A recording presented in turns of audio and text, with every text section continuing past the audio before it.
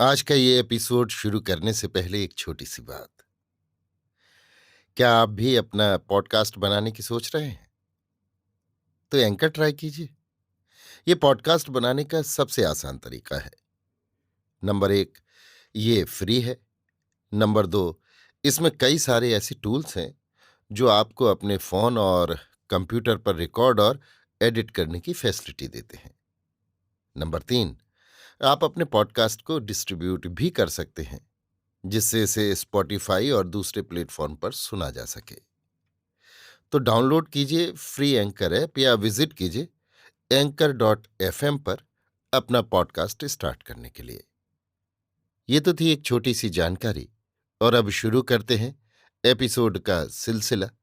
तो आज के एपिसोड में लीजिए सुनिए आचार्य चतुर्सेन शास्त्री के लिखे उपन्यास सोमनाथ के 61वें भाग विप्रलब्ध को मेरी यानी समीर गोस्वामी की आवाज में। महालय के अंतरायण में दूसरे खंड पर एक एकांत प्रकोष्ठ था। उसके सामने खुली छत थी। छत पर से संपूर्ण महालय का, महालय के उस ओर लहराते समुद्र का तथा क्षीण कलेवरा हिरण्य नदी का सब दृश्य दीख पड़ता था। बाणबली भीमदेव ने इसी प्रकोष्ठ में अपना डेरा डाला था। अभी संध्या होने में देर थी। सेना की परेड से निवृत्त हो, धूप और थकान से क्लांत, शिथिलगात भीमदेव अपने आवास में लौटे। उनका बूढ़ा विश्वासी सेवक भीमा उपस्थित हुआ।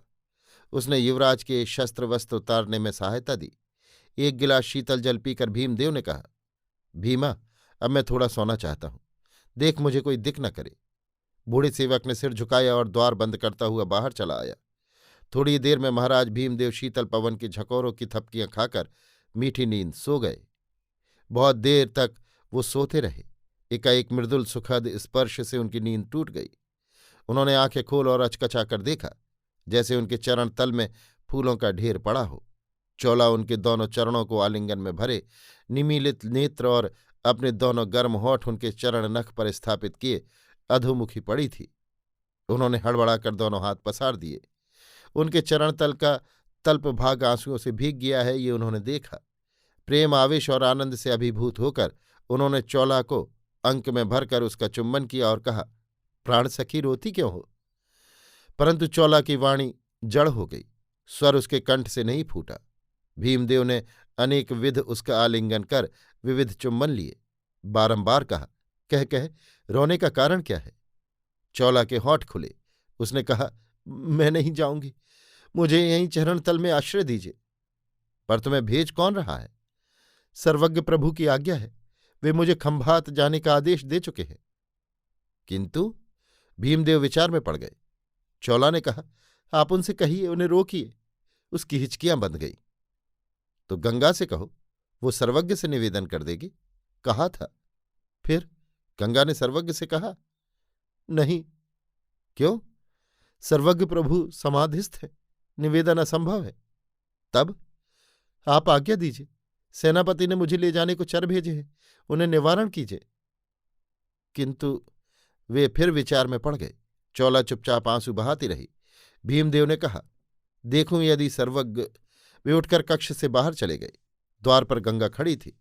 गंगा को देखकर उन्होंने हंसकर कहा, देखा, चौला रो रही है। क्यों? वो जाना नहीं चाहती? उसे जाना होगा महाराज, किंतु सर्वज्ञ का आदेश है। उनसे कहो उसे रहने दे। कहना असंभव है। क्यों? वे समाधिस्थ हैं। समाधि भंग होने पर? समाधि अभी भंग नहीं होगी। उनका आदेश टाला भी नहीं जा सकता है। चौला को जाना ही होगा। भीमदेव असमंजस में पड़ गए। फिर उन्होंने हंसकर कहा, मैं सर्वाधिप सेनापति हूं, यदि मैं आदेश दूं? सर्वज्ञ के आदेश को रद्द करके?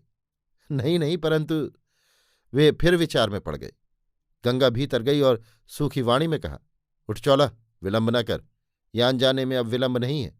सेनापति प्रतीक्षा कर रहे हैं। चौला ने कातर दृष्टि से भीमदेव की ओर देखा। भीमदेव असंयत हुए। उन्होंने कहा, गंगा, चौला को रहने दे, कुछ हर्ज नहीं। मैं समाधि भंग होने पर सर्वज्ञ से निवेदन कर दूंगा। यह संभव है महाराज। सर्वज्ञ का आदेश टाला नहीं जा सकता। तो सर्वज्ञ की समाधि भंग होने तक यान को रोका जाए। मैं बालूका राय से कहता हूं।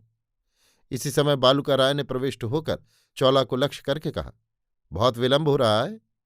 भीमदेव ने कहा, उसे रहने दो बालुक, मेरा आदेश है। बालूका ने सिर झुकाया।